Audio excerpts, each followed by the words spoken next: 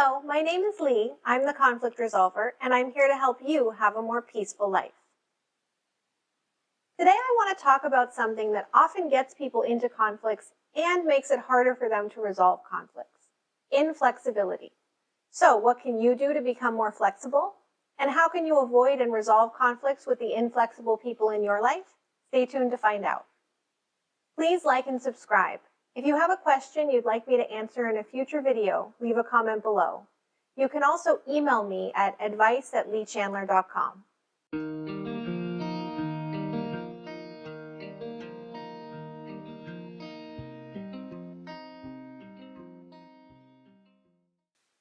When I say inflexible, I'm talking about rigid thinking, unwillingness to compromise, and needing to have things your way, no matter what.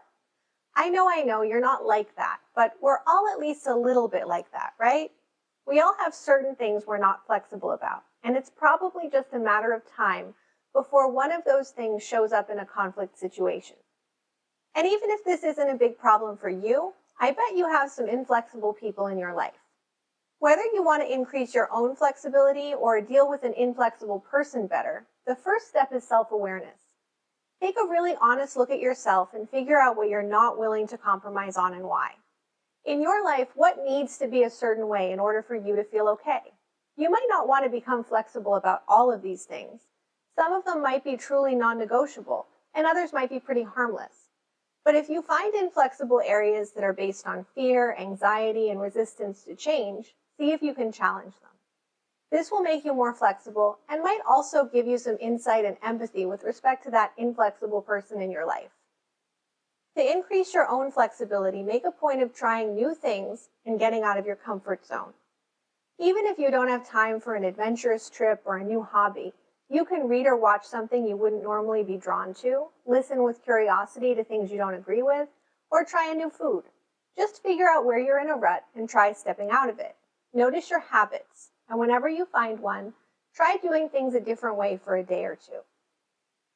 To be more flexible in conflict, focus on listening with curiosity for as long as you can before making up your mind. The more you focus on exploring and understanding the other person's perspective, the less you'll be stuck in your own head and your own comfort zone. Remember that flexibility doesn't mean you have to give in. It just means you're willing to listen to different viewpoints, find whatever common ground you can, and consider that there might be more options than the ones you walked in with. What if you're dealing with an inflexible person? It can be challenging, especially when you feel like you have to make all the concessions. To have a more peaceful relationship with the inflexible person in your life, try this.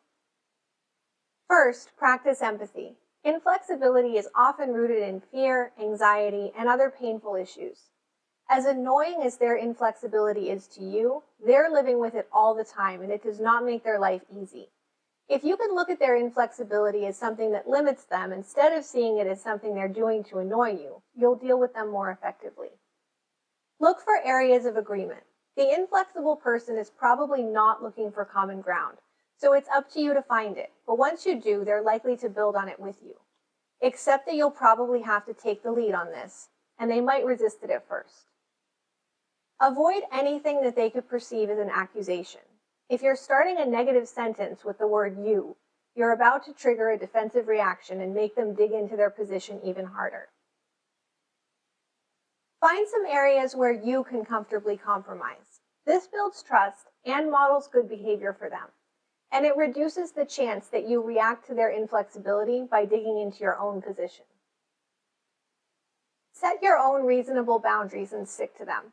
You can't force someone else to be more flexible, but you can decide how far you're willing to go to accommodate them. Always know what your alternatives are if they just won't negotiate. I hope this helps you increase your own flexibility and have a more peaceful relationship with the stubborn people in your life.